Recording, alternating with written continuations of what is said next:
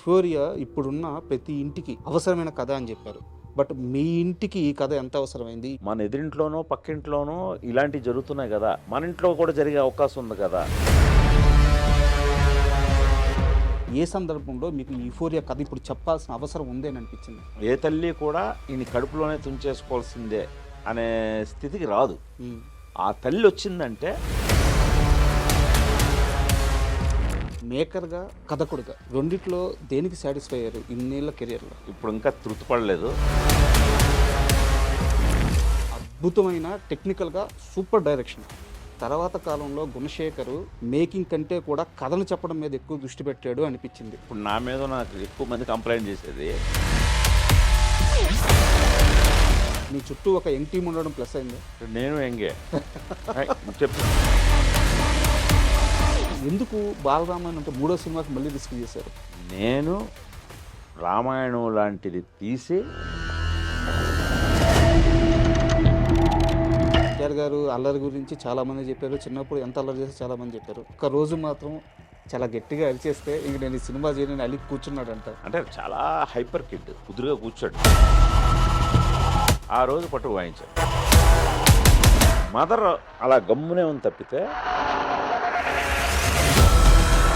మీరు రామాయణం హిట్ కొట్టినా కానీ స్టార్స్ని హ్యాండిల్ చేయలేదు. చిరంజీవి గారు మిమ్మల్ని నమ్మాలంటే ఆయన ఏదో ఒక మ్యాజిక్ జరిగి ఉండాలి. ఎలా నమ్మారు మిమ్మల్ని? 3 గంటలు నేను నరేషన్ ఇచ్చిన తీరికే. సైనికుడు సినిమాలో క్లైమాక్స్లో మహేష్ బాబు గారు కొన్ని డైలాగులు చెప్పారు, వింటుంటే గూస్బంప్స్ వస్తుంటుంది. 4-5 పేజీలు ఉంటుంది అది డైలాగ్. ఒకే టేక్లో ఒక్క ఇది కూడా లేకుండా చెప్పేశారండి. అసలు ఆ రోజు జూనియర్ ఎన్టీఆర్ గారితో మీరు ఒక సినిమా చేయాలి, కథా చర్చలు నడిచినవి, ఆల్మోస్ట్ ఫైనలైజెస్లో వర్కౌట్ అవ్వలేదు అని తెలిసింది. అంటే సినిమా లేదు, సినిమా లేనప్పుడు రుద్రమదేవి కథ మీరు భుజాలకు ఎత్తుకున్నప్పుడు గుణశేఖర్ అయిపోయాడు. గుణశేఖర్ ఇంక ఇండస్ట్రీ వదిలి వెళ్ళిపోతాడు. గుణశేఖర్కి పిచ్చి బట్టి ఈ సినిమాని ఎత్తుకెక్కున్నాడు. ఇవన్నీ మీరు విన్నారు, మీ దాకా వచ్చినాయి. వాటన్నిటిని దాటుకొని ముందుకెళ్ళే మొండి ధైర్యం ఎందుకు వచ్చింది? చాలామంది చాలా రకాలుగా కమెంట్లు, ఆ కమెంట్లు చేసేవాళ్ళు. మీ టీంలో నుంచి కూడా కొంతమంది బయటకు వెళ్ళిపోయారు. రానా గారితో ఇప్పుడు మీ రిలేషన్ ఎలా ఉంది? తను అది వేరే రకంగా ప్రయత్నాలు చేసినప్పుడు నేను పర్సనల్గా నెక్స్ట్ హిరణ్యకశ్యప తీయడానికి చాలా ట్రయల్స్ చేస్తున్నారు, చాలా సీరియస్గా ఉన్నారు. నిజమా అబద్ధం? లైఫ్లో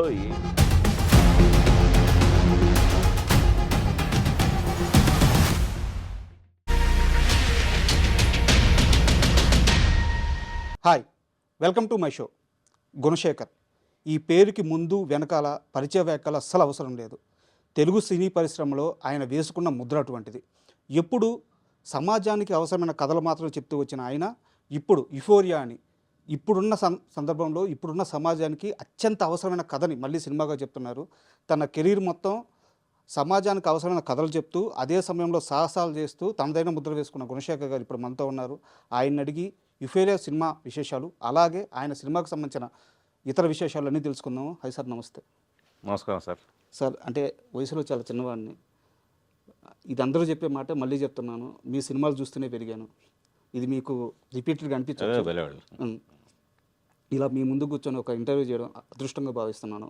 మీరు నా సంస్థ ఇది నాకు ఇచ్చిన అవకాశంగా భావిస్తున్నాను. నేను ఎక్సైటింగ్ ఫీల్ అవుతున్నాను కొత్తగా మీతో చేయటం. Sir thank you. Sir, euphoria అంటే మీరు టీజర్ అప్పుడే ఒక లైన్ వేశారు, దాని అర్థం చెప్పారన్నమాట, ఎక్స్ట్రీమ్ ఎంజాయ్, ఆనందం అని చెప్పేసి. మీ సినిమా కెరీర్లో మీరు యుఫోరియాకి గురైన సందర్భం ఏంటి? అంత ఆనందాన్ని ఇచ్చిన సినిమా, ఆ సందర్భం ఏది సార్? చూడాలనుంది సినిమా. సార్ 100 days ఫంక్షన్ జరిగింది. ఆ ఫంక్షన్ జరుగుతున్నప్పుడు చిరంజీవి గారితో డయాస్ పంచుకొని ఆయనతో కూర్చున్నప్పుడు నేను ఒక్కసారి చాలా యూఫోరిక్ మూమెంట్కి గురాను. ఎందుకంటే నేను ఎప్పుడూ ఊహించలేదు చిరంజీవి గారితో సినిమా చేస్తాను, అదే బ్లాక్ బస్టర్ 170 days ఆడింది, ఇంత పెద్ద హిట్ అవుతుంది, ఆ సినిమాకి నేనే దర్శకుడిని. నాకే అన్బిలీవబుల్గా అనిపించింది. ఆ జనంలో ఆ యూఫోరిక్ ఆ ఫంక్షన్లో మూమెంట్ చూసి నాకు వచ్చింది. ఎందుకంటే నేను అంతకుముందు రామాయణం చేశాను చిన్నపిల్లలతో. సార్ రామాయణం చేసిన ఇమ్మీడియట్గా నేను నా కథ చిరంజీవి గారు విని ఆయన ఇంప్రెస్ అయ్యి నాతో సినిమా చేద్దాం అనడమే ఒక నమ్మలేని నిజం. సార్ సో అది ఈ ఫంక్షన్లో అది నిజమైనట్టుగా ఆ యూఫోరిక్ మూమెంట్ ఫీల్ అయింది నేను. సార్ అండ్ మీరు ఈ సినిమా ఈవెంట్లో మాట్లాడుతూ యూఫోరియా ఈవెంట్లో మాట్లాడుతూ ఇప్పుడు సమాజానికి ఈ కథ అవసరం చెప్పాల్సిన అవసరం ఉంది అనిపించింది, అందుకనే మా ఫ్యామిలీ మొత్తం చాలా ఎమోషనల్గా కనెక్ట్ అయ్యి ఈ కథను చెప్తున్నామని చెప్పారు. ఏ సందర్భంలో అనిపించింది సార్ ఈ కథ ఇప్పుడు చెప్పాలి అని? మీకు ఒక ఇన్సిడెంట్ ఏదో జరిగి ఉంటుంది కదా, ఒక పేపర్లో న్యూస్ చూడడము, మీ చుట్టూ ఉండే సమాజంలో ఒక ఇన్సిడెంట్ చూడడం, ఏ సందర్భంలో మీకు ఈ యూఫోరియా కథ ఇప్పుడు చెప్పాల్సిన అవసరం ఉంది అని అనిపించింది? అంటే ఒక సందర్భంలో కాదండి, మెయిన్ ఏంటంటే ఇది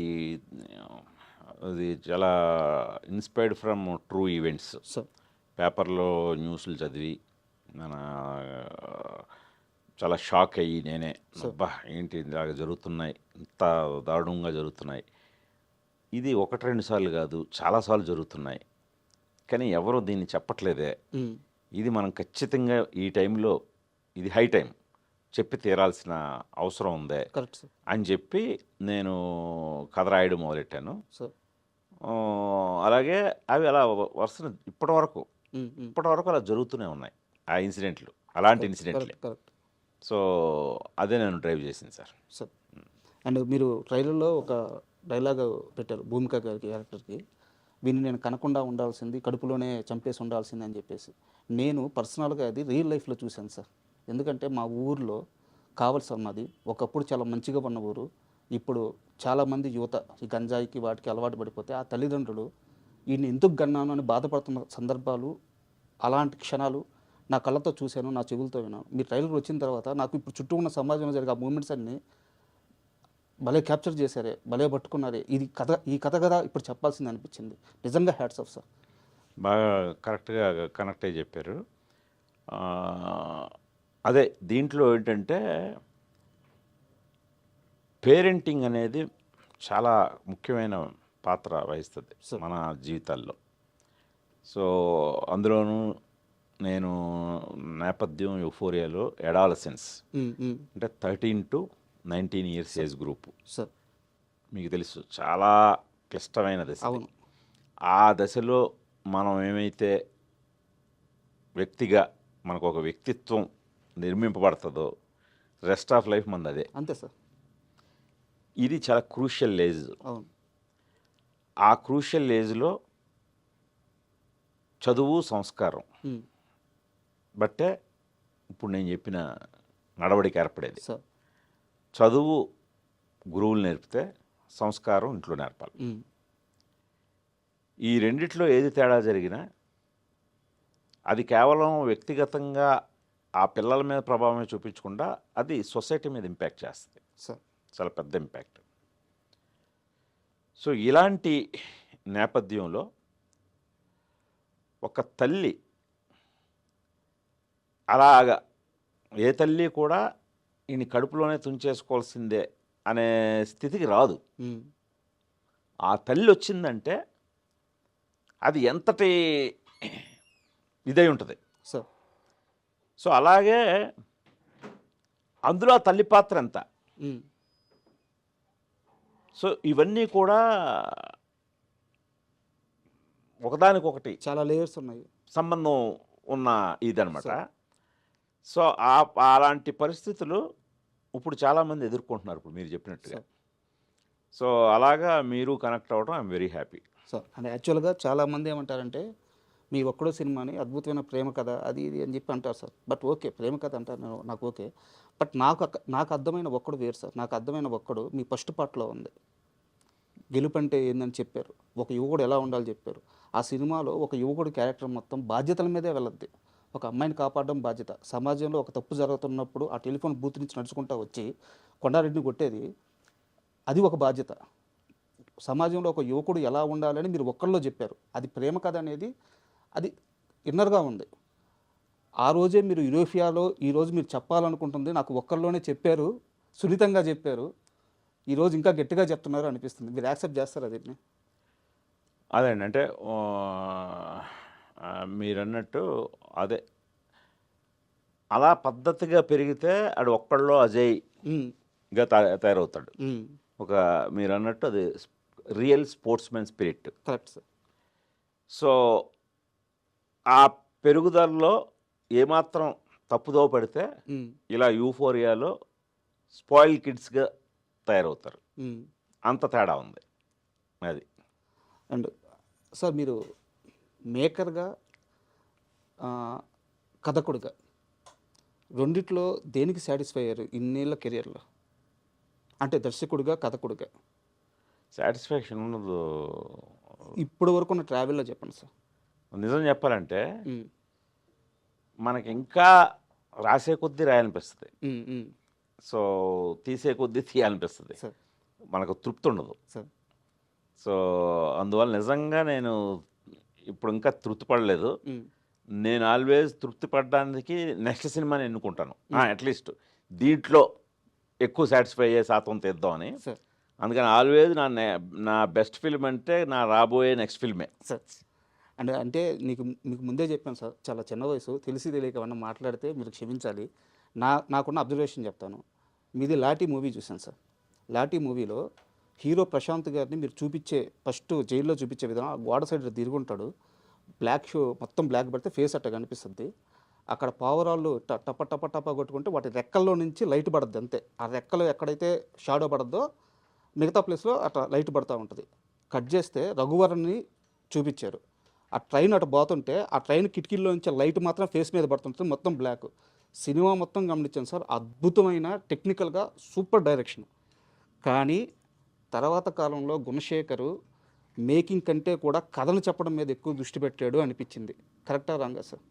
అంటే మేకింగ్ అద్భుతమైన మేకింగ్, నేను కాదనట్లేదు, బట్ మీకున్న పరిజ్ఞానం వల్ల కానీ లేకుంటే ఒక మంచి కథను చెప్పాలన్న ఉత్సాహం వల్ల కానీ ఆ మేకర్ని కాస్త తగ్గించుకొని గొప్ప కథలు చెప్పడం స్టార్ట్ చేశారు అనిపించింది. అది అలా చెప్తే అది అలా అనిపిస్తే మంచిదే. కానీ ఇప్పుడు నా మీద నాకు ఎక్కువ మంది కంప్లైంట్ చేసేది, నువ్వు తర్వాత ఎక్కువ మేకింగ్ మీదకి వెళ్ళో కథ కంటే కథను సెకండరీ చేసి ఎక్కువ కథ వైపే వెళ్తున్నాను మీ బోటోళ్ళు అంటే అది చాలా మంచి విషయమే. అంటే నేను బేసిక్గా రైటర్ అవడం వల్ల నేను కనెక్ట్ అయ్యాను. అదే. అండ్ వై ప్రశాంత్ సార్ అంటే అప్పుడున్న సమయంలో మీ ట్రావెలింగ్ క్రాంతి కుమార్ గారి దగ్గర నుంచి అయితేనేమి, లేకుంటే ఆర్జీవీతో పనిచేసిన విధానం అయితేనేమి, ఇక్కడెక్కడ కూడా ప్రశాంత్ అనే క్యారెక్టర్ మనకి సంబంధించిన వ్యక్తి కాదు. అంటే ఆయన సినిమాలు ఉన్నా కానీ మీరు ట్రావెల్ చేసిన విధానంలో ఎక్కడా ప్రశాంత్ లేరు. సో వై ప్రశాంత్ మీరు లాంచ్ అవ్వడానికి ప్రశాంత్ గారు? నేను అప్పుడు కొత్త కుర్రాడు కావాలనుకున్నాను. ప్రశాంత్ కొత్తోడు. అప్పటికి తమిళ్లో శంబరత్తి అని ఒక సినిమా చేశాడు సార్, అదే చామంతిగా తెలుగులో డబ్ అయింది సార్.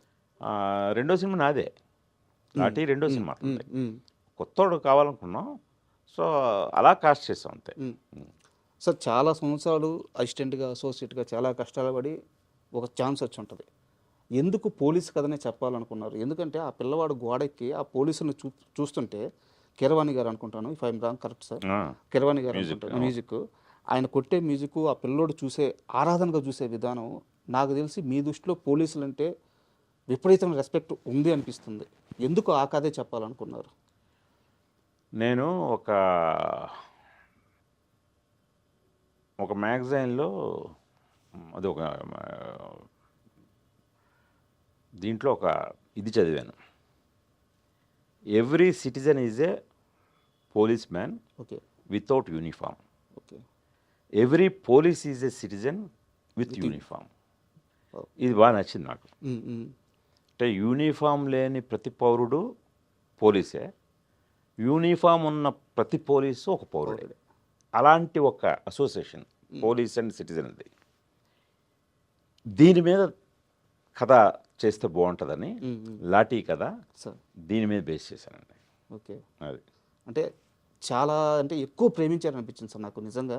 అంటే ఇట్లాంటి ఒక ఇన్స్పిరేషన్ ఏదో బ్యాక్ స్టోరీలో ఉంటుంది, అడగాలనిపించింది, అందుకు అడిగాను. కీరవాణి గారి ప్రస్తావన వచ్చింది కాబట్టి మన సినిమాకి యుఫోరియాకి కాలభైరవ గారి మ్యూజిక్ అనమాట. అంటే మీ సినిమాలు, కీరవాణి గారి ప్రయాణము, మీ ఇద్దరి ఒకరి గురించి ఒకరు తెలిసిన విధానం అంతా ఓకే, సింక్ అవుద్ది. కాలభైరవ గారు మీ సినిమా కథకి ఎలా ఇంజెక్ట్ చేయగలిగారు, ఎలాంటి ఇన్పుట్స్ ఇవ్వగలిగారు? ఏదైనా కథ సార్, ఇప్పుడు ఒక కథకి ఎలాంటి సౌండ్ కావాలి, ఎలాంటి విజువల్ కావాలి, ఆ కథ నిర్ణయిస్తుంది. సో ఇప్పుడు యూఫోరియా కథ వెరీ యూత్ఫుల్గా చెప్పాలి, వెరీ ట్రెండీ మ్యూజిక్తో ఉండాలి. సో విజువల్స్ కూడా చాలా స్టన్నింగ్గా, చాలా ఇదిగా ఉండాలి, కొత్తగా ఉండాలి. సో ఆ ప్రాసెస్లో నేను కాలభైరవుని గమనిస్తే తను ఇప్పుడు వస్తున్న వాళ్ళలో స్టాండర్డ్ ఉంటూనే కొత్త సౌండ్ ట్రెండీ మ్యూజిక్ పోగలుగుతున్నాడు. సో అందుకని కీరవాణి గారి అబ్బాయిని తీసుకోలేదు, తన మ్యూజిక్ నచ్చే తీసుకున్నాను. సో అలాగే విజువల్ పరంగా కూడా కొత్త కెమెరామెన్ ఇంట్రడ్యూస్ చేశాను.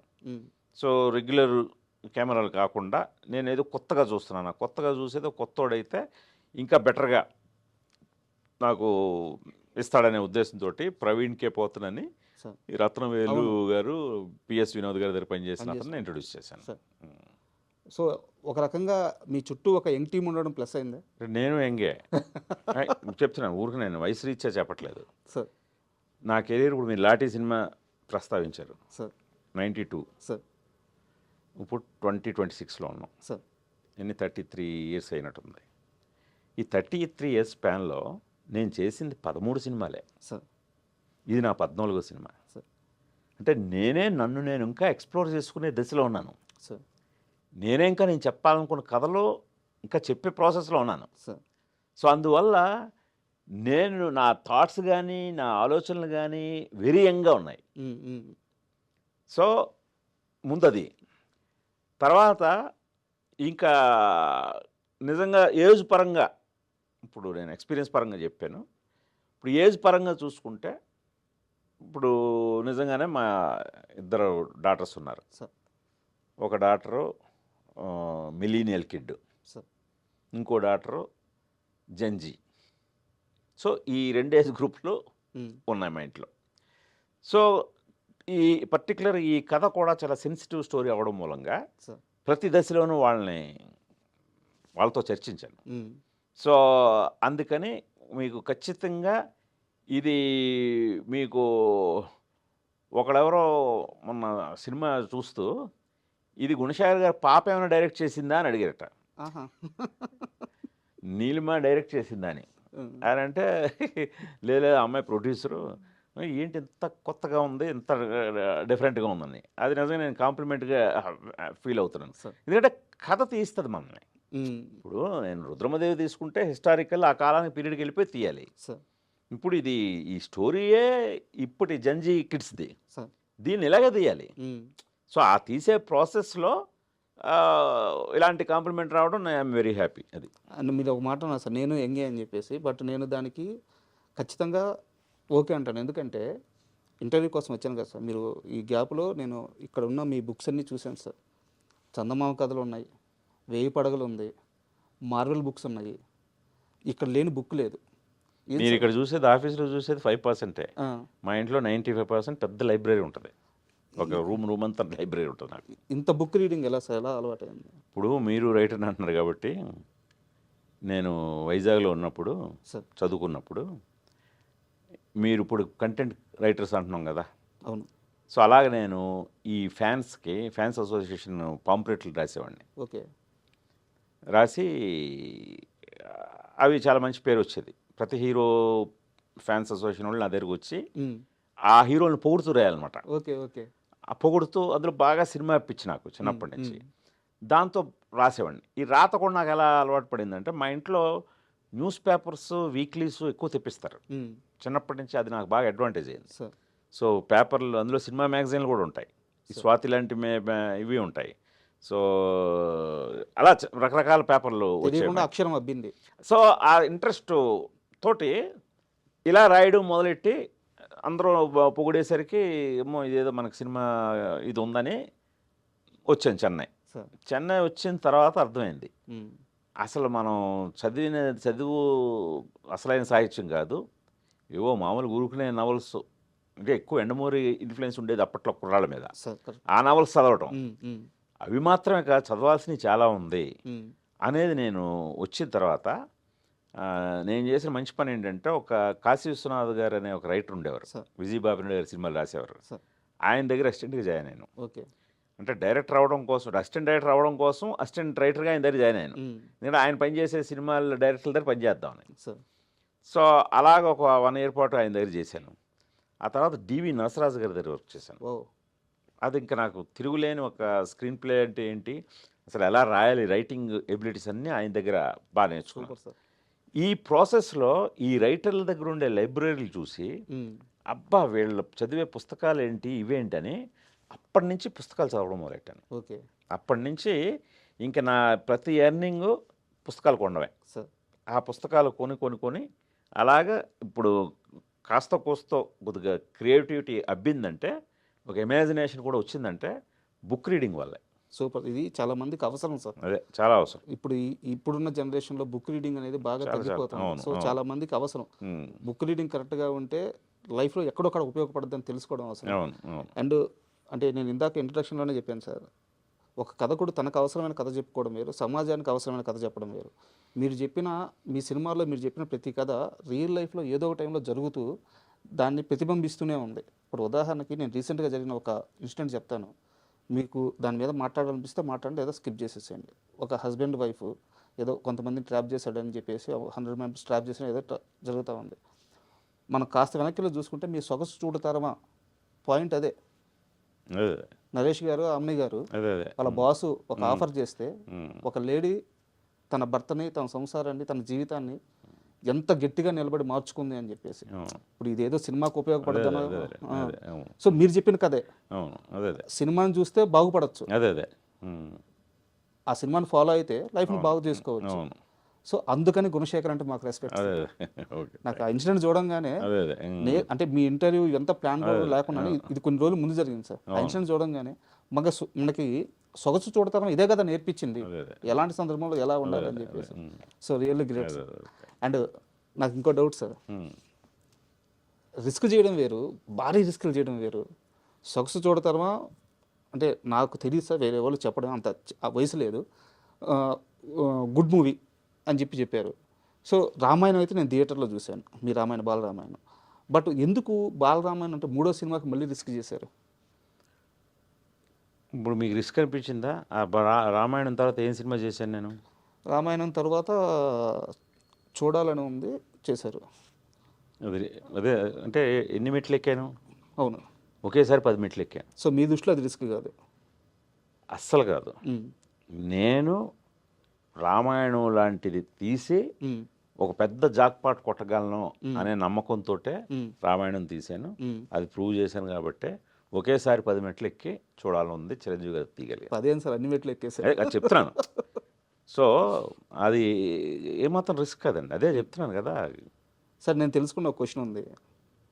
ఫస్ట్ మీరు బాలరామాయణం ప్రపోజల్తో వెళ్ళినప్పుడు ప్రొడ్యూసర్ గారు కొత్త డైరెక్టరు సరిగ్గా హ్యాండిల్ చేయగలడా లేడా అని డౌట్ పడి, ఆయన కొంత ఇబ్బంది పడి మొత్తానికి శ్యాంప్రసాద్ గారి వల్ల ఏదో ఒప్పుకొని సినిమా అంతా అయిపోయినాక ఏదో అనుకున్నానయ్యా అల్లాడించేసావు, మామూలుగా తీయలేదు అని చెప్పి అన్నారంట. ఇన్సిడెంట్ జరిగిందా? ఇది ఇలాగేం జరగలేదండి. ఆయనకి ఏంటంటే ఇప్పుడు సొగసు చూడతర్మ అనే సినిమా తీశాను నేను, అది నా 2వ సినిమా. 3వది రామాయణం అనగానే పురాణాన్ని హ్యాండిల్ చేయగలడా, కుర్రాడు చాలా యంగ్ కదా నేను. సో ఇంత యంగెస్ట్, ఎందుకంటే వాళ్ళందరూ కేవీ రెడ్డి వాళ్ళతో సినిమాలు తీసిన ప్రొడ్యూసరు ఎంఎస్ రెడ్డి గారు, కమలాకర్ కామేశ్వరరావు గారు. అలాంటిది నేను కుర్రాడు రామాయణం తీసేస్తాను పురాణం అనేసరికి షాక్ అయ్యాను. ముందు ఐడియా నచ్చింది, ఇద్దరు చిన్నపిల్లలతో తీయాలని ఐడియా నచ్చిందయ్యా, కానీ రామాయణం అసలు నువ్వు హ్యాండిల్ చేయగలవా, నువ్వు తీయగలవా అన్న. నేను తీయగలను సార్, తీస్తాను కాబట్టి ఐడియా వచ్చింది నాకు అని అంటే, సరే అయితే నా ఫ్రెండ్స్ కొంతమంది ఉన్నారు, వాళ్ళందరినీ పిలుస్తాను, నువ్వు అసలు రామాయణం కథ చెప్పు మాకు, నువ్వేం తీయాలనుకుంటున్నావో చెప్పు అన్నారు. దాదాపు ఒక 20 మంది కూర్చున్నారు, అందరూ పండితులు, మామూలు కాదు.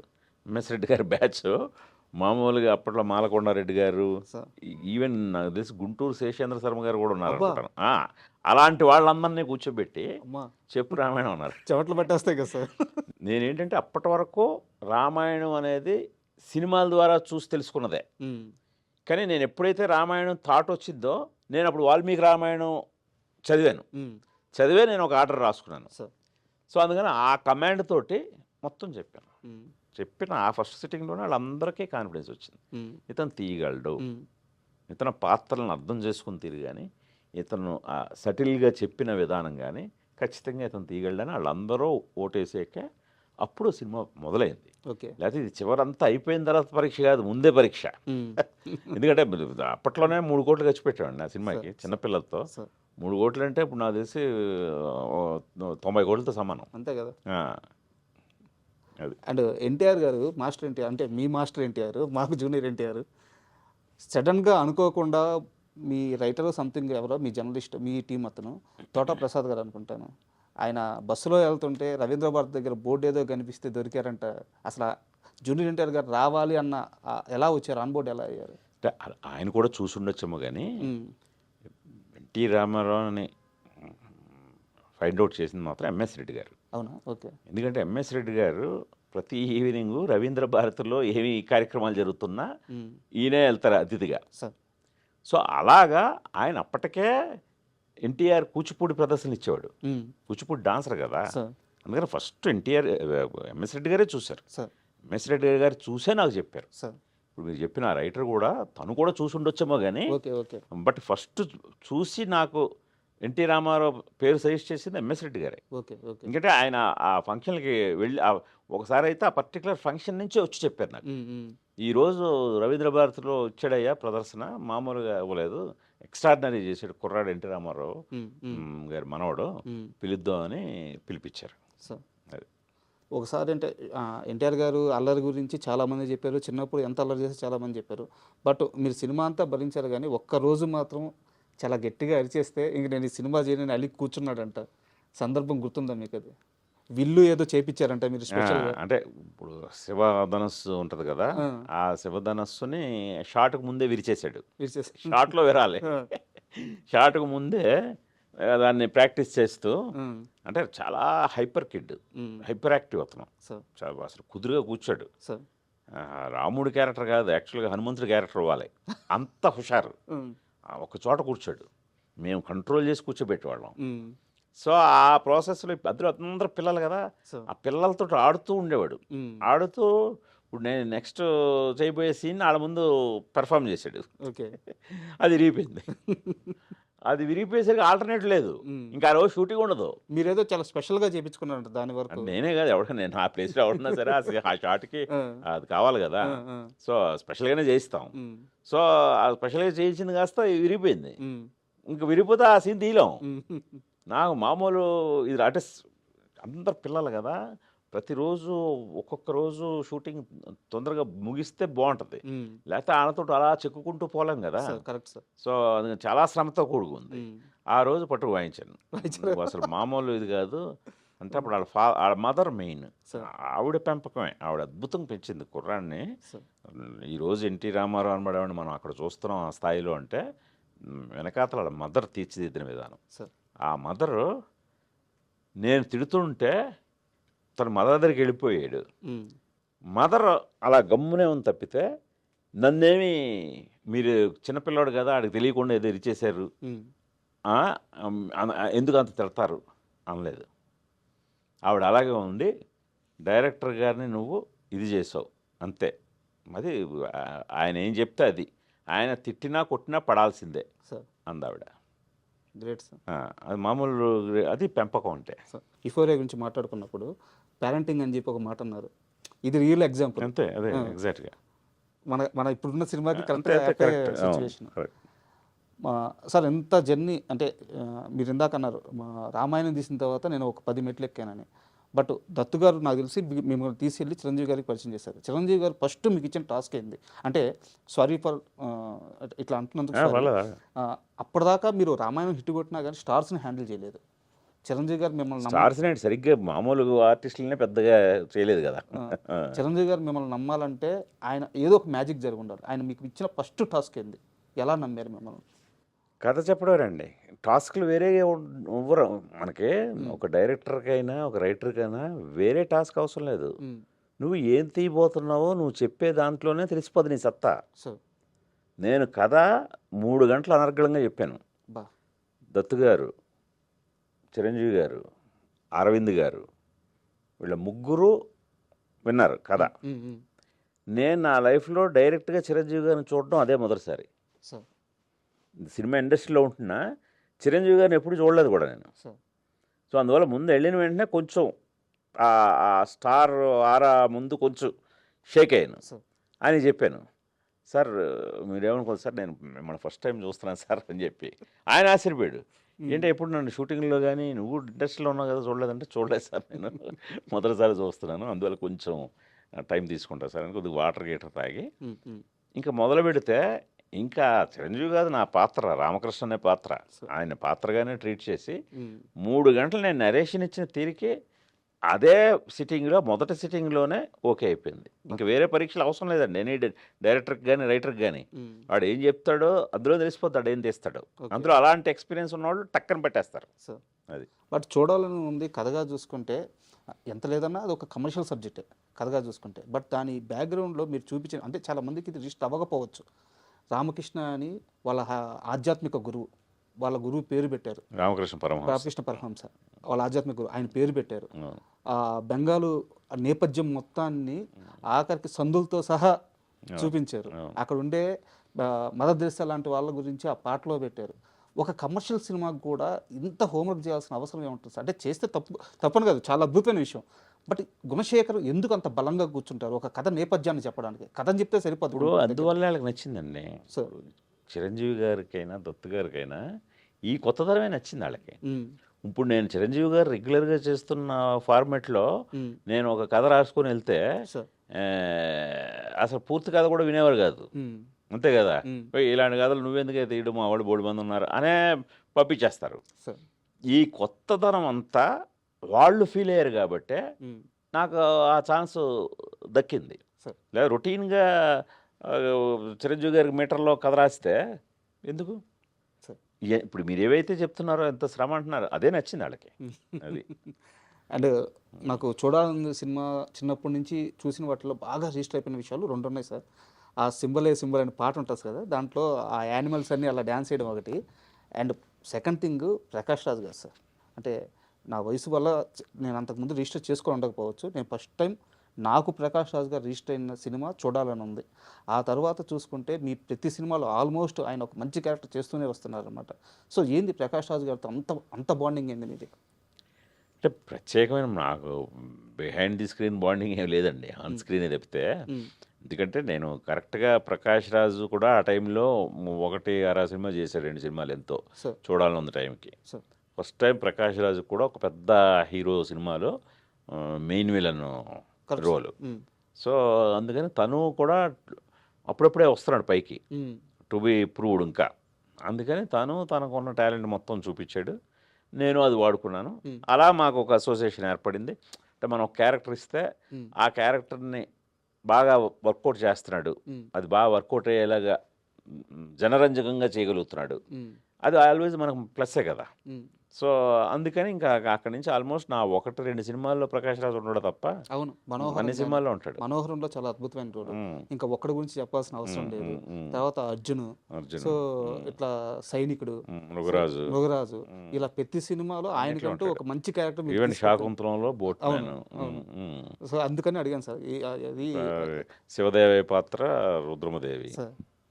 సో అందువల్ల ఈ అసోసియేషన్ చాలా లాంగ్ కెరీర్ స్టార్ట్ నుంచి. ఎందుకంటే చాలా మంచి యాక్టర్ అండి ప్రకాష్ రాజు. మనం ఏదైనా క్యారెక్టర్ ఇస్తే అది చాలా బాగా 10 ఎన్హాన్స్ చేస్తాడు. బట్ ఎప్పుడు ప్రకాష్ రాజు గారితో మీకు సమస్యలు రాలేదా? ఎందుకు వస్తాయి సమస్యలు మనకి? నేను ఎంతవరకు పెట్టుకోవాలో అంతవరకు పెట్టుకుంటాను. నేను సినిమా వరకు పెట్టుకుంటాను.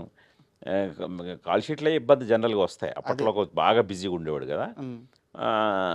బట్ కొంచెం నేను కొద్ది పర్టికులర్గా వర్క్ స్టైల్లో ఎదురు ఉండేవాడిని, నా డేట్లు నావే అన్నట్టుగా. అందుకని తను కూడా అలాగే రెస్పెక్ట్ ఇచ్చి అవన్నీ అలా కీపప్ చేసేవాడు. అండ్ చూడాలని ఉంది క్లైమాక్స్లో పాట ఉంటుంది, ఓ మారియా ఓ మారియా అని చెప్పేసి. యాక్చువల్గా చిరంజీవి గారు లాంటి స్టార్ హీరోని పెట్టుకున్నప్పుడు క్లైమాక్స్ ముందు ఒక మంచి ఐటమ్ సాంగ్, మాస్ సాంగ్ ఇలా పడడం అలవాటు. బట్ ఆ పాటలో అద్భుతమైన సాహిత్యం ఉంటుంది. సో రీసెంట్గా ఇంటర్వ్యూలో బోస్ గారు కూడా చెప్పారనమాట, నాకు అవకాశం వచ్చిందని. మీరు ఎలా ఒప్పుకున్నారు? ఒప్పుకోడు కదా, నేనే క్రియేట్ చేశాను కదా. ఆ, అయితే ఆ సిచ్యువేషన్ నేనే క్రియేట్ చేశాను. ఆ లిరిక్స్ నాకు ఇలా కావాలని చంద్రబోస్ గారు నేనే అడిగాను, నేనే ఓకే చేయించుకున్నాను సార్. ఇది కదా. సార్. సో అదేమి ఆశ్చర్యం కాదు. నెక్స్ట్ అదేమి రిస్క్ సాంగ్ కాదండి, సార్. అది కమర్షియల్ మీటర్లోనే ఉంటుంది. మ్, కమర్షియల్ మీటర్లో ఉన్న సాంగ్నే ఆయన ఆ ఛాన్స్ని బాగా ఉపయోగించుకొని మంచి అద్భుతమైన లిరిక్ రాశాడు ఆయన. సార్. అది అండ్ తర్వాత మీ సినిమాలు చూసుకుంటే సార్, మహేష్ బాబు గారితో అసోసియేషన్ అక్కడి నుంచి వరుసగా 3 సినిమాలు. ఒక్కడు గురించి నేను ఎక్కువ అడగను సార్, ఎందుకంటే రీసెంట్గానే మీరు ఒక్కడు సందర్భాలన్నీ షేర్ చేసుకుంటూ ఒక ఇంటర్వ్యూ చేశారు. సో నాకు జస్ట్ మహేష్ బాబు గారితో ఉన్న ఆ ట్రావెలింగ్, ఆ 3 సినిమాల ట్రావెలింగ్లో మీరు మహేష్ బాబులో గమనించిన అత్యద్భుతమైన విషయం చెప్పంటే ఏం చెప్తారు? డైరెక్టర్స్, హీరోని మాత్రం చెప్పొద్దు, మీరు ప్రతి ఇంటర్వ్యూలో అదే చెప్పండి, కొత్తగా ఇంకేమైనా మరి అదే అది నేనే కాదు, అందుకనే గుణశేఖర్కే ప్రత్యేకం కాదు మహేష్, ప్రతి డైరెక్టర్కి ప్రత్యేకమే. ఎందుకంటే మహేష్ నిజంగానే డైరెక్టర్స్ హీరో. నెక్స్ట్ అదే తను కూడా కొద్దిగా చాలా వెరీ టేస్ట్ఫుల్ వ్యక్తి. సార్. ఇప్పుడు నేను ఒక్కడు అలా తీయగలిగారంటే 50% క్రెడిట్ తనకిస్తాను, మిగతా 50% నాకు ప్రొడ్యూసర్కి. సార్. సో చాలా కొత్త థాట్స్ తీయడానికి ఆయన కారణమయ్యాడు. సార్. ఆయన ఓకే కాదు, ఆయన డౌట్ ఏమాత్రం వ్యక్తపరిచినా అవి అలా ఉండేవి కాదు. సో అందుకని మహేష్ అనబడేవాడు డైరెక్టర్స్ ఆర్టిస్ట్. అండ్ నేను ఒకటి గమనించింది సార్, మహేష్ బాబు గారు ఎప్పుడు తన కెరీర్ గురించి కాస్త ఎమోషనల్గా బలంగా కానీ ఎమోషనల్గా కానీ చెప్పుకోవాల్సి వస్తే ఆయన ముందుగా ప్రస్తావించేది ఒక్కడు సార్. ఒక్కడు లేకపోతే నా కెరీరు అంటే ఈ స్థాయిలో లేదు, ప్రతి స్టేజ్ మీద ప్రతి సందర్భంలో చెప్పుకుంటూ వస్తున్నారు. సో అట్లా అవి విన్నప్పుడు మీకు ఎలా అనిపిస్తుంది? అంటే ప్రత్యేకంగా దానికి నేనేదో క్రెడిట్ తీసుకోవాలని అయితే అనిపించదు, కానీ సార్. ఒక్కడు అనేది నిజంగా తను ఆ రోజు నన్ను నమ్మబట్టి వచ్చింది. అంటే అంతకుముందే మృగరాజ్ అనే పెద్ద ఫ్లాప్లో ఉన్నాను, ప్రొడ్యూసర్ కూడా దేవిపుత్రుడు అనే ఫ్లాప్లో ఉన్నాడు. సార్. సో అతను కథను నమ్మిన విధానానికి ఆయన మా ఫెయిల్యూర్స్ని చూడలేదు, అసలు లెక్కేయలేదు.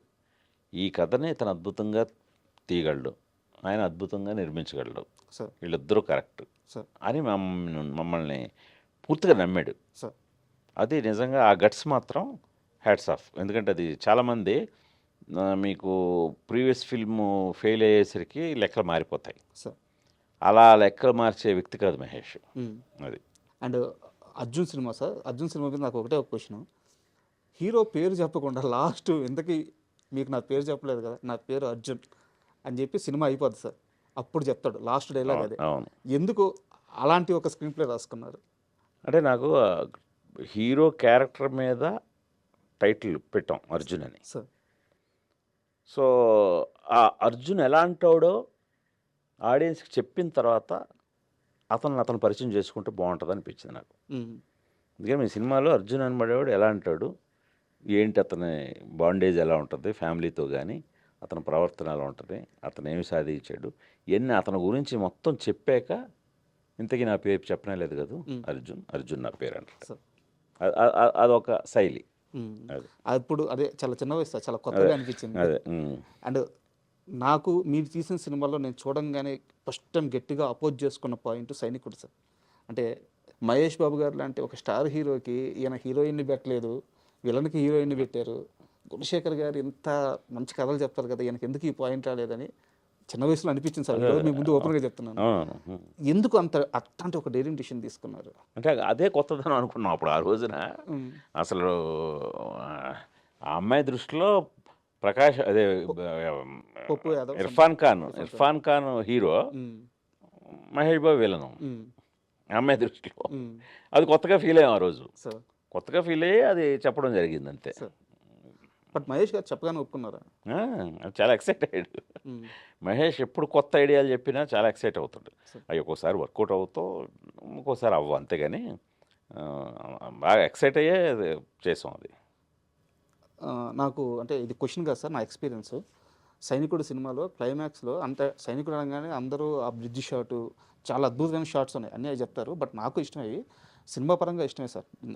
ఇందాక చెప్పిన కమర్షియల్ పాయింట్ పరంగా వ్యతిరేకిస్తాను కానీ, బట్ క్లైమాక్స్లో టీవీలో కనిపిస్తూ మహేష్ బాబు గారు కొన్ని డైలాగులు చెప్తారు. ఇన్నిసార్లు ముఖ్యమంత్రిగా చేసుకున్న సొంత ఇల్లు కట్టుకోలేని వ్యక్తిగా గురజాల నన్ను అందగా కావాలని చెప్పేసి ఒక సీక్వెన్స్ ఉంటుంది సార్, వింటుంటే గూస్ బంప్స్ వస్తుంటాయి. అదంతా పరచూరి గోపాలకృష్ణ గారు సార్. వెంకటేశ్వర గారు గోపాలకృష్ణ గారు రాశారు. సార్ అది మొత్తం ఆ స్పీచ్, ఆ సినిమాకి డైలాగ్స్ వాళ్ళే. అంటే సినిమాకి డైలాగ్స్ రాయడం ఒక ఎత్తు, ఆ పర్టిక్యులర్ సీను పరచూరి గోపాలకృష్ణ గారు చాలా అద్భుతంగా రాశారు. ఇవన్నీ కూడా అసలు అలా చెప్తుంటే ఆ రోజు షూటింగ్లోనే మహేష్ కూడా ఆశ్చర్యపోతారు. మన్నాడు షూటింగు జనరల్గా చాలా ఎక్కువ డైలాగులు ఉన్నాయి కదా అని నేను బాబు ఒకసారి డైలాగ్ పేపర్ చూస్తారు, జనరల్గా చూడతాను.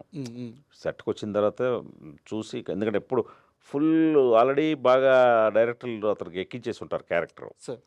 సో అలాగే మెమరీ పవర్ కృష్ణ గారి లాగే తనకి ఒకసారి సీన్ పేపర్ చూసుకున్నాడంటే వచ్చేస్తుంది. కానీ నేనే ఈ చాలా ఆయన దాదాపు 4-5 పేజీలు ఉంటుంది అది డైలాగు.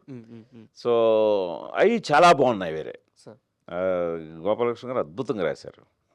సో దాంతో నాకు ఎందుకని మంచిదని నెక్స్ట్ డే షూటింగ్కి రాత్రి ఫోన్ చేసి, బాబు ఇలా కొంచెం ఎక్కువ డైలాగులు ఉన్నాయి, ఒకసారి సీన్ పేపర్ పంపించిన అని అంటే, మరీ ఎక్కువ ఉన్నాయా అన్నాడు.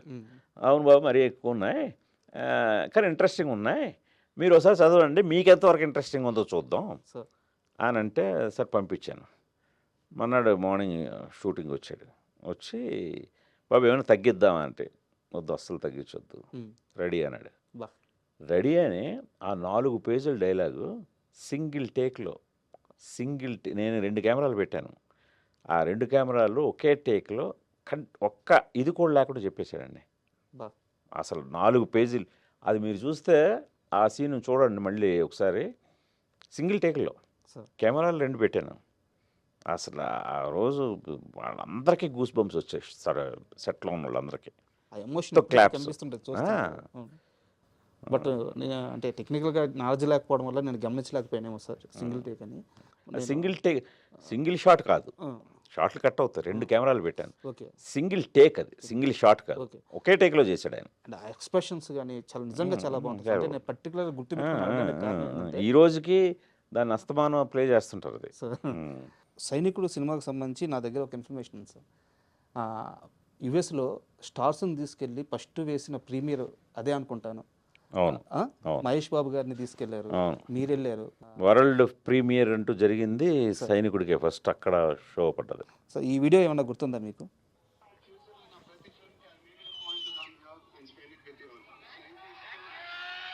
అక్కడ యూఎస్లో ఆ ప్రీమియర్స్. ఇక్కడ వెనకాల ఒక అతను ఉన్నారు కదా సార్, మీ కరెక్ట్గా మీ వెనకాల సన్నగా, ఎవరది? మా చైర్మన్ గారు సార్. అవునా? వాసు గారు.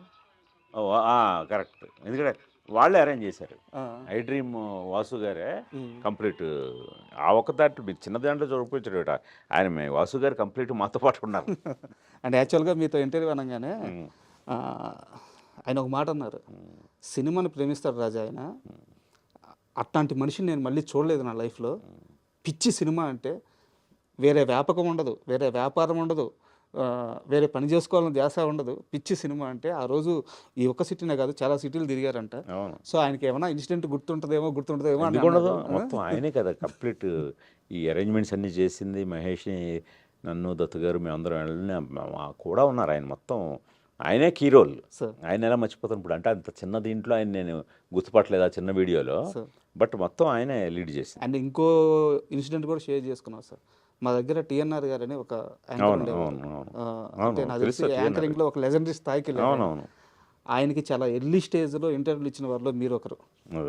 సార్ చెప్పారు, గుణశేఖర్ గారికి అప్పుడు నాకున్న పరిచయం మీద ఫోన్ చేశాను, ఒక్క మాట అంటే అప్పుడు టిఎన్ఆర్ గారు ఎవరో ఎవరికి తెలియదు, బట్ మీరు వచ్చి ఆ రోజు. వాసు గారు నాకు బాగా టచ్లో ఉండేవారు. నాకు ఆయన ఐ డ్రీమ్తో ఆయన ఎదుగుదల కూడా చూశాను నేను. ఆయన కూడా ఒక మంచి టేస్ట్ ఉన్న వ్యక్తి. ఆయన చాలా అడ్వాన్స్డ్గా ఆయన ఆలోచనలు ఉంటాయనడానికి ఐ డ్రీమ్ ఎగ్జాంపుల్. ఎందుకంటే ఆ రోజుల్లోనే ఆయన ఈ రోజుల్ని ఊహించగలిగారు. అప్పట్లో ఒక YouTube channel, website, I dream ఇవన్నీ అంటుంటాయి, అందరికీ పెద్ద అర్థమయ్యేది కాదు. బట్ ఆయన నిజమైన విజనరీ. ఈ రోజున మరి ఐ డ్రీమ్ ఆ రోజున ఆయన నెలకొల్పబట్టి ఈ రోజున మరి ఎంతమందికి అది ఉపాధిగా ఉంది, ఎలా షైనింగ్లో రైజింగ్లో మామూలు లేదు కదా. సార్ మీకు ఐ డ్రీమ్ అనగానే ఒక అద్భుతమైన ఒక బ్రాండ్ అయిపోయింది, ఒక మంచి ఇంప్రెషన్ కూడా ఉంది. సార్ ఊరికనే ఏదో ఒక ఇది చెప్తారనేది కాకుండా దాని వెనకాతల ఆయన కృషిని నేను స్వయంగా చూసినోడిని. Thank you. మీరంటే ఇప్పుడు ఈ మధ్య జాయిన్ అయి ఉంటారు. అంతే సార్. నేను ఆయన ఎదుగుదలని చూస్తూ చాలా ఇన్స్పైర్ అవుతుంటాను కూడా. ఆయన ఎదుగుదలను చూసి నాకు కూడా చాలా ఆ, ఇష్టం థ్యాంక్ యూ సార్. అది. Thank you. అండ్ సార్ ఇది నిజంగా నేను విన్నది నిజమో కాదో తెలియదు, దాన్ని బట్టి మీరే కన్ఫర్మేషన్ ఇవ్వాలి. ఒక్కడో తర్వాతో అర్జున్ తర్వాతో తెలియదు కానీ జూనియర్ ఎన్టీఆర్ గారితో మీరు ఒక సినిమా చేయాలి, కథా చర్చలు నడిచినాయి, ఆల్మోస్ట్ ఫైనలైజెస్లో వర్కౌట్ అవ్వలేదు అని తెలిసింది. ఏ సినిమా సార్ అది, ఎందుకు అయిపోయింది? అంటే సినిమా లేదు, సినిమా లేనప్పుడు ఏ సినిమాని ఎలా అంటాం? అది అయితే నిజం. ఒకటి చేయాలని అనుకున్నాం. జైబేరి కిషోర్ గారు ప్రొడ్యూసరు, సార్ సైనికుడు ముందు అనుకుంటాను. సో అది ఆల్మోస్ట్ ఒక 6 months ట్రావెల్ అయ్యాం, బట్ వర్కౌట్ అవ్వలేదు. అంటే కథ కూడా అంతగా వర్కౌట్ అవ్వలేదు, ఇద్దరికి సాటిస్ఫై అనిపించలేదు కథ. సో తర్వాత మళ్ళీ ఎప్పుడైనా చేద్దాంలే అని చెప్పి బ్రేక్ ఇచ్చాం అంతే. తర్వాత ఎప్పుడు ట్రై చేయలేదు సార్? ఇంకా తర్వాత ఇంక నేను కూడా అంటే ఎప్పుడైనా కూడా మనకి కథ వాళ్ళ కోసం తయారు చేయకూడదు. కథగా పుట్టి ఆ కథగా సరిపోతారంటేనే అవి మెటీరియలైజ్ కూడా అవుతాయి. చాలా చాలా కరెక్ట్. అందుకని అలాగా తర్వాత నాకేం తగలలేదు. అది అండ్ యాక్చువల్గా మళ్ళీ తోటప్రసాద్ గారే నాకు ఇది చెప్పింది. ఒక్కడు తరువాత మీరు ఏదో ఒక కారు కొన్నారట. మీరు ఆ కారు ఎక్కించుకొని మీరు మీ టీంలో ఒకరిద్దరు తోటప్రసాద్ గారు అందరూ వరంగల్ వెళ్ళిపోయి ఒక్కడు తర్వాతే రుద్రందేవి తీయాలని మీరు చాలా ప్రయత్నాలు చేశారంట. అంటే ఒక్కడు తర్వాత దీన్ని పట్టాలు ఎక్కించాలి అని చెప్పేసి ఆ టైంలో, బట్ ఇది వర్కౌట్ అవ్వలేదు, తర్వాత కుదిరింది అని చెప్పారు. ఎందుకు ముందు నుంచి రుద్రందేవి కథ చెప్పాలని అంత బలంగా నిర్ణయించుకున్నారు? కథ అలాంటిది, అది నిజమే. అది తను చెప్పింది. ఒక్కడికి ఇమీడియట్గా నెక్స్ట్ సినిమా రుద్రమదేవి అనే అనుకొని కంప్లీట్ టీమ్ తోటి వరంగల్ వెళ్ళడం అన్నీ నిజమే. అదే బాగా. కాకపోతే ఏంటంటే హీరోయిన్ ఓరియంటెడ్ కదా, హీరోయిన్ ఓరియంటెడ్ మీద ఎక్కువ డబ్బు ఖర్చు పెట్టడానికి కోసం వెనకాడారు అందరూ. ఒక మనిషి తనకొచ్చిన విజన్ని నమ్మడం వేరు, ఆ మనిషిని నమ్మి వేరే మనిషి ట్రావెల్ అవ్వడం వేరు. ఇప్పుడు ఉదాహరణకి రుద్రందేవి విషయం తీసుకొస్తే మీకున్న విజన్ అది, మీరు నమ్మారు, మీరు కష్టపడ్డారు, ఓకే. బట్ మిమ్మల్ని నమ్మి అనుష్క గారు ఆ రేంజ్ కష్టం. అంటే ఈ మధ్య నేను శివ రిలీజ్ అప్పుడు చంద్ర గారిని, శివ సంబంధించిన మేకప్ మ్యాన్ చంద్ర గారిని అందరిని ఇంటర్వ్యూలు చేశాను అనమాట. వాళ్ళందరూ అనుష్క గారి గురించి చెప్తుంటే వాళ్ళందరూ ఎగ్జాంపుల్ చెప్పేది ఒకటే, గుణశేఖర్ సినిమా చూడ, ఆ సినిమాలో ఆమె అసలు ఎంత కష్టపడింది, అనుష్క గారి గురించి అంతకంటే ఏం చెప్పాలి అని చెప్పి అంటున్నారు. సో అనుష్క గారితో మీ ట్రావెలింగ్ ఆ సినిమా ఇప్పుడు ఎలా ఉండింది? అదే చాలా ఇప్పుడు అదే మా నీలిమ కూడా అంటుంటుంది అప్పుడప్పుడు ఈ ప్రమోషన్స్ జరుగుతుంటే, సార్ ఆవిడ అలా రూమ్లో కూర్చుని ఉండేది. రోజుకి ఒక 10-15 ఇంటర్వ్యూలు, అసలు మామూలుగా కాదు. ఎక్కడికి వెళ్ళాలన్నా ఎవరిని కాదనేది కాదు. సో చాలా ఓపిక్గా. ఇప్పుడు ఉన్న వాళ్ళకి అసలు ఓపికే లేదు. వాళ్ళు ఒక 2 ఇంటర్వ్యూలకే అలసిపోయి బాబోయ్ ట్రైన్ అయిపోయాం, మళ్ళీ నెక్స్ట్ పెట్టండి అని వెళ్ళిపోతున్నారు. సో ఆవిడని చూసి మొన్నే గుర్తు తెచ్చుకున్నాం, ఏమి విగరస్గా ఆవిడ. మాకు బ్యాటరీ డౌన్ అయిపోయేది కానీ ఆవిడకి అయ్యేది కాదు. సో ప్రమోషన్స్ విషయానికి వస్తే ఇంకా సినిమాలో అయితే చాలా కష్టపడ్డారు ఆవిడ. చాలా హార్స్ రైడింగ్ నేర్చుకున్నారు, కత్తి యుద్ధం. ఆ కత్తి తిప్పి ఆవిడకి ఇక్కడ ప్రాబ్లం కూడా వచ్చేసింది, ఈ ఎముక. అలాగే ఏనుగు మీద కూర్చొని ఏనుగు మీద కూర్చోవటం మనకు చాలా అందంగా కనబడుతుంది, చాలా చక్కగా రాజసంగా సరదా తీరిపోద్ది, బ్యాక్ బోన్ మొత్తం ఇదైపోద్ది. సో అది కానీ అలాగే గుర్రం మీద కూర్చొని స్వారీ చేస్తుంటే ఇవన్నీ కూడా చాలా కొట్టుపోతాయండి. అలాంటిది మనకి వారియర్ క్వీన్ అని మనం ఊహించేసి ఏదో షూటింగ్ చేసేస్తాం కానీ చాలా కష్టం ఆ క్యారెక్టర్ని చేయటం. ఆవిడ అంత కష్టపడ్డారు ఆవిడ. అది నిజంగానే ఇంకొక హీరోయిన్ అయితే సగంలోనే దండం పెట్టేసి ఉండేవారు, బాబోయ్ మా వాళ్ళు కాదు, మీరు డూపుతో తీసుకోండి అని.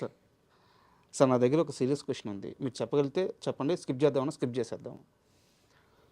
మన కథ, మనకు తెలియాల్సిన కథ, మన చరిత్ర, రుద్రమదేవి కథ మీరు భుజాలకు ఎత్తుకున్నప్పుడు, షూటింగ్ నడిపిస్తున్నప్పుడు గుణశేఖర్ అయిపోయాడు, గుణశేఖర్ ఇంక ఇండస్ట్రీ వదిలి వెళ్ళిపోతాడు, గుణశేఖర్కి పిచ్చి బట్టి ఈ సినిమాని ఎత్తికెక్కున్నాడు, ఇవన్నీ ఇండస్ట్రీలో నడిచినాయి, మీరు విన్నారు, మీ దాకా వచ్చినాయి. వాటన్నిటిని దాటుకొని ముందుకెళ్ళే మొండి ధైర్యం ఎందుకు వచ్చింది? కదా రుద్రమదేవ్ అనే చరిత్ర ఎంత ఇన్స్పైరింగ్ ఉంది. మరి ఈ రోజున ఆ సినిమా నేను నిర్మాతను కాబట్టి టేబుల్ ప్రాఫిట్ మిగలలేదు, కానీ ఇంకో నిర్మాత అయితే టేబుల్ ప్రాఫిట్ మిగిలేది. సో మరి ఆ రోజున నాకు బినామీలు కూడా ఎవరు లేరు, నేను ఒక్కడే సోల్ ప్రొడ్యూసర్లు. సో అలాంటిది రిలీజ్ టైంకి no loss no profit, break ఈవెన్లో రిలీజ్ అయింది. సో అది దాన్ని మించిన సక్సెస్ ఏముంది? ఆ సక్సెస్ని ఏం తెచ్చిపెట్టింది? రుద్రమదేవి కథ, అనుష్క, మా అందరి శ్రమ. సో ఇది నమ్మాను నేను. ఇది ముందు నుంచి చూశాను. ఇది ముందు నుంచి చూశాను కాబట్టే నేను అనుకున్న రిజల్ట్ సాధించాను. నాకు మీరు అన్నట్టు కరెక్టే, చాలామంది చాలా రకాలుగా కమెంట్లు చేస్తారు. ఆ కమెంట్లు చేసేవాళ్ళని కూడా మనమేం తిట్టుకోని అవసరం లేదు. అవతల వాళ్ళ స్థానంలో ఉంటే నేను కూడా తిట్టుకునేవాడినేమో వాళ్ళని, ఏం పిచ్చా ఏంటి ఈ సినిమా అని చెప్పి. బట్ అది చేసేవాడికి తెలుస్తుంది. అంటే నేను కరెక్టో కాదో తెలీదు, మధ్యలో మీ అంటే ఆ నమ్మకం లేక కొంత మీ టీంలో నుంచి కూడా కొంతమంది బయటకు వెళ్ళిపోయారు, ఆ లాంగ్ టర్మ్లో అయితే జనరల్గా జరుగుతుంటాయి సార్. అది మనం దాన్ని ప్రత్యేకంగా టీంలోంచి వెళ్ళిపోయారు అనే మాట వాడవసరం లేదు. ఎందుకంటే డ్యూరేషన్ ఎక్కువ కదా. అవును. ప్రాజెక్ట్ డ్యూరేషన్ కదా. మీకు ఏ హిస్టారికల్ ఇలాంటివి తీసుకున్నా స్టార్టింగ్ ఉన్న టీము ఎండకు ఉండరు. ఎందుకంటే వాళ్ళకి వేరే కమిట్మెంట్స్ ఉంటాయి, వేరే సినిమాలు. మనం కూడా ఇది అనుకున్న ప్లాన్లో అయిపోతే ఉంటారు పాపం. అంత కథ చెప్పడం కష్టం కదా. సో అందుకని ఒక 1 year రన్ మొదలెడతాం, అది 2-3 years పట్టేసరికి సహజంగా వెళ్ళిపోతారు కదా. ఆ మొత్తం ప్రాసెస్లో మిమ్మల్ని డబ్బులు పక్కన పెట్టేసి, తన డేట్స్ కానీ ఇవన్నీ కూడా పక్కన పెట్టేసి, నీ వెనక నేను ఉంటాను గుణ అని చెప్పిన వ్యక్తి అల్లు అర్జున్. అవును. ఆయన సినిమాకి రెమ్యునరేషన్ కూడా ఏదో తీసుకోలేదని విన్నాను, నిజమేనా సార్? అంటే రెమ్యూనరేషన్లు ఇవన్నీ సెకండరీ ఆయనకి. ఆయన ఆ టైంకి రేసుగుర్రం సక్సెస్లో ఉన్నాడు. ఆయన వచ్చి నేను చేస్తానన్నవి చాలా గొప్ప విషయం. అది ఎన్ని కోట్లతో కొలగలం, అది వెలకట్టలేదు. నిజమే సార్, డబ్బులతో మాట్లాడకూడదు. సో అలాగా అది కేవలం నా మీద రెస్పెక్ట్ కాదు, చరిత్ర మీద రెస్పెక్ట్ అతనికి. అతను ఒకడు చాలా గొప్పగా మన సంస్కృతిని కానీ మన సాంప్రదాయాలను కూడా చాలా గౌరవిస్తాడు. దానికి ఎగ్జాంపులే అతని పేరెంటింగ్ చాలా గొప్పగా ఉంటుంది. నేను శాకుంతలం టైంలో షేర్ చేసుకున్నాను. ఆ అల్లు అర్హ పాపని పెంచిన విధానం, ఆ పాపకి ఒక్క ఇంగ్లీష్ పదం రాదండి, అంత స్వచ్ఛమైన తెలుగులో మాట్లాడుతుంది. స్వచ్ఛమైన తెలుగులో. ఈ రోజుల్లో ఎక్కడైనా విన్నారా? కష్టం సార్. అది బన్నీను స్నేహ గారి పెంపకం అలా ఉంటుంది. ఆ పాప వెరీ వెల్ డిసిప్లిన్డ్. పద్యాలు ఏం చెప్తుంటారు సార్ స్టేజ్ మీద కానీ. సో అలాగా చరిత్ర మీద కూడా ఉన్న రెస్పెక్ట్ తోటి వచ్చి గౌనగాన రెడీ చేశాడు. సూపర్. అండ్ ఇంటర్వ్యూకి వస్తున్నానంటే మీ ఏడీలో ఒక ఏడీతో మాట్లాడా, మీరు పేరు అడగొద్దు, వాళ్ళకి షెంటింగ్ పడిపోద్ది నాకు తెలుసు. ఏం సార్ అసలు నిద్రపోవట్లేదు అంటే మీరు? నిద్రపోవడం అనేది చాలా తక్కువ అంటే నిద్రపోవడం. అవును, మామూలుగా అయితేనే చాలా తక్కువ. ఎందువల్ల సార్? మీకు డైరెక్టర్నే చైర్లో వచ్చి కూర్చోండి, మీకే తెలుస్తుంది. నేనే కాదు, ఏ డైరెక్టర్ ప్రశాంతంగా నిద్రపోతాడో చెప్పండి. నాకు తెలిసి డైరెక్షన్ అనే వృత్తిలో ఉన్నవాడు ఎవరికి కూడా ప్రశాంతమైన నిద్ర అయితే ఉండదు. అది నేను చెప్పగలను 90%. అది అందువల్ల ఇది నా ఒక్కడే ఇదే కాదు, డైరెక్షన్ అనేది అంత బాధ్యతతో కూడుకున్న వ్యవహారం. ఎంతమందిని సమాధానపరచాలి, ఎంతమందిని ఎన్ని లాజిక్స్ని మనం అడ్రస్ చేయాలి, అదొక పెద్ద యజ్ఞం అండి మీకు. అందుకనే కదా వరల్డ్లోనే మోస్ట్ డిఫికల్ట్ జాబ్ ఏదైనా ఉందంటే ఫిల్మ్ డైరెక్షన్ అంటారు. అది నిజం. ఏడీస్కి ఒక టైం చెప్తారంట, యూనిట్కి ఒక టైం చెప్తారంట, వాళ్ళందరికంటే ముందే వెళ్ళి కూర్చుంటారంట. ఇది కొత్తగా ఈ సినిమా చేయట్లేదు సార్. మొదటి నుంచి నాకు మా ఇంట్లో అందరు కూడా టైం డిసిప్లిన్ చాలా ఎక్కువ. ఎందుకంటే ఇప్పుడు 7 గంటల కాల్ షీట్ అంటే నేను వీలైతే 6:30కే ఉంటాను. నేను 6:30కే ఉండి అక్కడ అన్ని అరేంజ్మెంట్స్ చూడటమే కాకుండా అక్కడ ఏమైనా ఇంకా బెటర్మెంట్ చేయొచ్చా, సో ఎందుకంటే నాకు ఒక షాట్ ఎక్స్పోజ్ అయిందంటే భయం అండి. సార్. ఆ షాట్ ఎక్స్పోజ్ అవ్వడానికి ముందే ఏదైనా చేయగలం మనం. వన్స్ ఎక్స్పోజ్డ్ అంటే అది శాసనం, అంతే. దాన్ని మార్చలేం. అందుకని ఆ పెయిన్స్ టేకింగ్ అంతా పడుతుంటాను నేను. ఓకే. అది అండ్ యుఫోరియా విషయానికి వస్తే సార్, నాకు తెలిసి అతిపెద్ద టాస్క్ మీ స్వప్నాన్ని మదర్గా మీరు చూడాల్సి రావడం. చాలా మదన పడి ఉంటారు. ఫస్ట్ మేడం దగ్గరికి వెళ్ళి, భూమిక గారి దగ్గరికి వెళ్ళి ఏం చెప్పారు అసలు? ఆ కన్వర్జేషన్ ఏం నడిచింది? అదే అంటే ఫస్ట్ తను కూడా షాక్ అయింది. మ్మ్. ఆ, ఎందుకంటే జనరల్గానే హీరోయిన్లు మదర్ రోల్ అనేసరికి కొద్దిగా వెనకడుగేస్తారు. అందులో ఒక టీనేజర్కి మదర్గా చేయాలి. మ్మ్. భూమిక నిజ జీవితంలో యంగే, ఆవిడేం టీనేజర్కి మదర్ అయ్యేంత వయసు లేదు ఆవిడకి. ఆ రియల్ లైఫ్లోనే ఆవిడ సన్నకే 12 ఇయర్సే. సార్. సో అందుకని కథ స్క్రిప్ట్ పంపించమంది. సార్. తను అప్పుడు లండన్లో ఉంది. సార్. సో స్క్రిప్ట్ పంపించాను. స్క్రిప్ట్ చదివిన తర్వాత ఈ కథ చెప్పి తీరాలి వెంటనే, ఐఎమ్ డూయింగ్ ఇట్ అంది. అంతే. మిమ్మల్ని భూమిక గారిని నేను ఓ దగ్గర చూశాను. అది మన ఒక్కడు రిలీజ్ అప్పుడు ప్రసాద్ అక్కడికి ఐమాక్స్కి వచ్చాం. ఐమాక్స్కి వచ్చారు మీరు. అవును. అంటే అక్కడ కూడా మేడం ఎంత అంటే మీరు పక్కన కూర్చోబెట్టుకుని ఏదో చెప్తున్నారు, ఒక డైరెక్టరు లేకుంటే ఒక హీరోయిన్ అలా కాకుండా మిమ్మల్ని ఒక గురువు లాగా, ఒక గైడ్ లాగా చాలా నమ్మినట్టు నాకు నేను గమనించిన విధానంలో అర్థమైంది. సో చాలా బలంగా నమ్ముతారు మిమ్మల్ని. ఎందువల్ల ఆ బాండింగ్ సెట్ అయింది? నన్నే కాదు, ఆవిడ డైరెక్టర్స్ అందరితోటే అలాగే ఉంటారు. ఆవిడ చాలా వెరీ వెల్ మేనర్డ్ అమ్మాయి. ఆవిడ నాకు అంటే అందరికి కూడా ఆవిడ నేను చూస్తేనే చాలా రెస్పెక్ట్ ఇవ్వాలని అనిపిస్తుంది తప్పితే వేరేగా అస్సలు అనిపించదు. ఎందుకంటే ఆవిడ బిహేవియర్ ఎలా ఉంటుంది, ఆవిడతో మాట్లాడితే తీరు అలాగే ఉంటుంది. అందుకని ఇక్కడ నేనే కాదు, మీరు వేరే డైరెక్టర్తో చూసినా సరే ఆవిడ అలాగే ఉంటారు. సార్ ఒక సీరియస్ క్వశ్చన్, ఇది కూడా సేమ్ చెప్పాలనుకుంటే చెప్పండి, లేదా స్కిప్ చేయండి. రానా గారితో ఇప్పుడు మీ రిలేషన్ ఎలా ఉంది? ఎవరితోనూ ఎప్పుడు రిలేషన్ ఏమి మనకేమీ చెడదండి. ఇప్పుడు ఆ పర్టికులర్ ప్రాజెక్ట్ విషయంలో సో అది జరగలేదు. ఆ ప్రాజెక్ట్ జరగనప్పుడు సో తను అది వేరే రకంగా ప్రయత్నాలు చేసినప్పుడు నేను కొద్దిగా హర్ట్ అయ్యాను.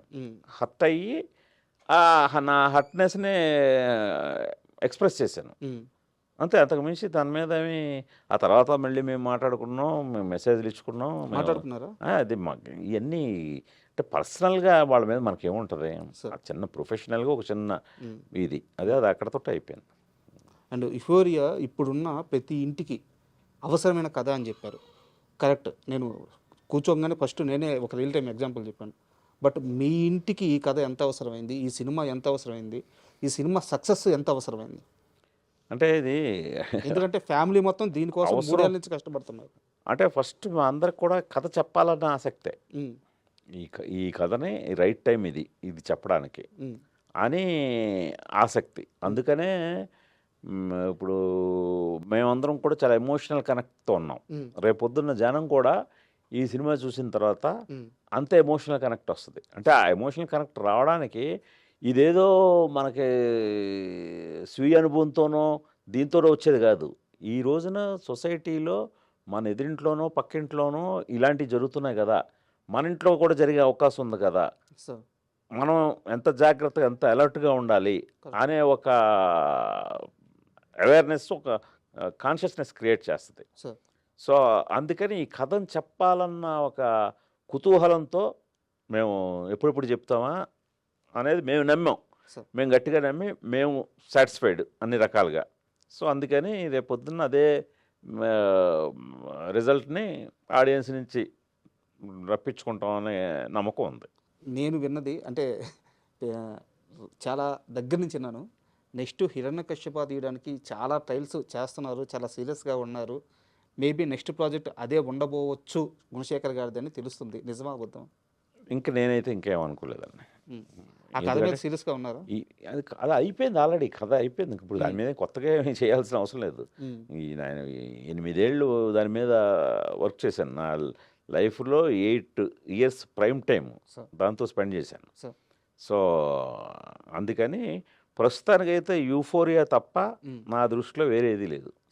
ఈరోజు ఈ సినిమాని జనాల దగ్గరికి సక్సెస్ఫుల్గా చేర్చడమే నా మిషన్, అంతే. ఇంక వేరే ఆలోచన కూడా లేదు ప్రస్తుతానికి. అండ్ February 6th సో ఫైనల్గా అంటే గుణశేఖర్ నుంచి ఒక సినిమా వస్తుంది అంటే ఆ సినిమాలో ఖచ్చితంగా ఏదో ఒక సమాజానికి ఉపయోగపడేది ఉంటుందని మాకు తెలుసు. ఈ జనరేషన్కి యుఫేరియా గురించి ఫైనల్గా ఏం చెప్తారు? ఎందుకు చూడాలి, ఏం నేర్చుకోవాలి యుఫేరియా నుంచి? ఎందుకు అంటే ఏం నేర్చుకోవడానికి నేనేదో ఉపదేశాలు అయితే ఇవ్వట్లేదండి, స్ట్రిక్ట్గా ఇవ్వట్లేదు. సార్ మీరు అదైతే భరోసా ఇస్తున్నాను. నేను మీకు మెసేజ్లు ఇచ్చేసి ప్రీచింగ్లు ఇచ్చేసి సార్ అయితే భయపెట్టను. సార్ సరదాగా మన కుర్రాళ్ళ మధ్యలో సరదాగా జరుగుతున్న కథని ఆ సరదాగా జరుగుతున్న వాటిలోనే అమ్మ ఇంత జరుగుతుందా, ఇంతలాగా మనం విచక్షణ కోల్పోతే మన జీవితాలు ఇలాగా ఎంత నాశనం అయిపోతాయా, ఇంత కాన్సిక్వెన్సెస్ ఫేస్ చేయాల్సి ఉంటుందా అని ఇటు కుర్రాళ్ళు కానీ ఇటు ఫ్యామిలీస్ కానీ ఇద్దరు సమాన బాధ్యతతోటి ఈ సినిమా చూశాక ఒక్కసారి వాళ్ళకి ఒక చిన్న అలారం లాగా మనం అలర్ట్ చేస్తుంది, సార్ ఆ కాన్షియస్నెస్ క్రియేట్ చేస్తుంది. అందుకని ఖచ్చితంగా ఇప్పుడు ఈ జనవరిలో చాలా చక్కగా నవ్వుతూ ఎంటర్టైన్మెంట్ సినిమాలు చూసాం. ఇప్పుడు February 6వ తేదీన ఒక్కసారి ఒక రియాలిటీ చెక్ తోటి యూఫోరియా చూద్దాం. లైఫ్లో రియాలిటీ చెక్ అనేది అప్పుడప్పుడు ఉంటూ అది. ఉండాలి. అదే euphoria. Sir sir thank you sir, all the best. ఖచ్చితంగా సినిమా సూపర్ హిట్ అవుతుంది, నాకు ఆ వైబ్ కనిపిస్తుంది. సినిమా సక్సెస్ అయిన తర్వాత ఒక్క రోజు తప్పకుండా. వీలు పడిన రోజు తప్పకుండా మనం ఒక కంప్లీట్ ఇంటర్వ్యూ అలాగే చేయాలి. చేద్దాం. Thank you sir. Thank you అండి రాజా గారు.